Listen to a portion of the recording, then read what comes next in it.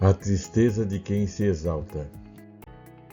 E disse aos convidados uma parábola, reparando como escolhiam os primeiros assentos, dizendo-lhes: Quando por alguém fores convidado às bodas, não te assentes no primeiro lugar. Não aconteça que esteja convidado outro mais digno do que tu, e vindo o que te convidou a ti e a ele te diga: Dá o lugar a este, e então com vergonha tenhas de tomar o derradeiro lugar. Mas quando fores convidado, vai e assenta-te no derradeiro lugar, para que, quando vier o que te convidou, te diga: Amigo, sobe mais para cima.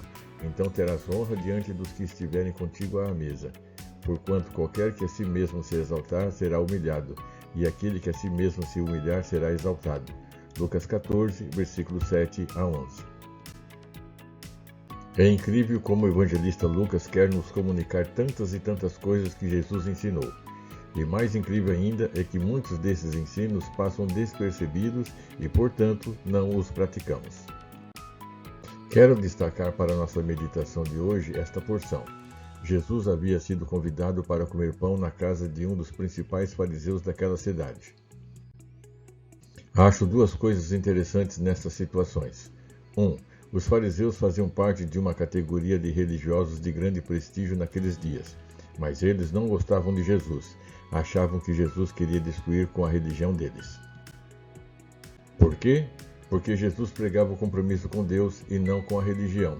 A religião faz com que a pessoa viva uma fachada para os outros, enquanto que o compromisso com Deus faz que apareça a nossa verdadeira interioridade. Mas vamos em frente. Então, quando um fariseu convidava Jesus para o café da manhã, almoço, jantar ou qualquer outro evento, tinha sempre segundas intenções. Leia o texto completo, por favor. E foi o caso aqui. 2. Jesus nunca recusa um convite. Ele entra na casa do rico, do pobre, participa de fartas refeições e divide com quem nada tem o pouco que ele tenha. Jesus aproveita cada oportunidade para ensinar e reensinar o povo a respeito da vontade de Deus Pai sobre o reino de Deus. É por essa razão que Jesus não faz acepção de pessoas e conversa com qualquer um. Mas o texto de hoje diz que Jesus separou como as pessoas escolhiam os primeiros lugares, ou seja, o lugar mais próximo do dono da casa. Era uma maneira de mostrar para os demais que ela era importante. Então Jesus conta uma parábola.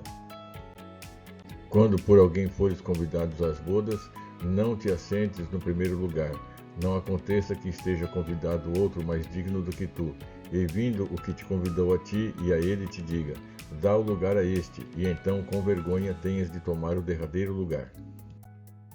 Mas quando fores convidado, vai e assenta-te no derradeiro lugar, para que, quando vier o que te convidou, te diga: Amigo, sobe mais para cima. Então terás honra diante dos que estiverem contigo à mesa. Porquanto qualquer que a si mesmo se exaltar será humilhado, e aquele que a si mesmo se humilhar será exaltado. Imagine a vergonha daquele que procurou estar ali do ladinho do anfitrião e quando ele chega pede o lugar porque tinha outro convidado de honra. A pessoa vai passar a maior vergonha, e se tiver vergonha na cara, vai sair de fininho. Não é assim? Então Jesus mostra para as pessoas que esta vaidade pode conduzir para uma vergonha. E geralmente, uma coisa dessas, num vilarejo pequeno, a história vai ser contada para o resto da vida. E se a pessoa não tiver estrutura emocional para aguentar a sua vergonha, vai mudar de cidade? Nem sempre é possível. Fala-se muito sobre colher o que se planta, mas eu preguei outro dia sobre colher o que não se plantou. Um pai que passa uma vergonha dessas, numa situação citada acima, os filhos vão colher a mesma vergonha por muito tempo. Sempre algum colega vai lembrar do vexame que o pai de A ou B passou no evento X. É ou não é? Então, nossos atos não se refletem apenas sobre nós mesmos, mas muitas e muitas vezes sobre nossa família e filhos. Jesus então dá uma instrução. Não quer passar vergonha? Assente-se num lugar mais discreto. Deixe essa vaidade e essa vontade de se aparecer para lá. Seja humilde, porque o humilde corre o risco de ser apreciado pelo anfitrião que ao vê-lo vai dizer: Amigo, chega mais, se assente aqui do meu lado. E para o anfitrião justificar seu ato, vai contar alguma grande história em que os dois estavam envolvidos e o anfitrião foi socorrido ou salvo pelo amigo. Desta forma, o convidado humilde terminou sendo honrado. Por que Jesus se preocupa com um assunto tão pequeno? Porque este não é um assunto pequeno.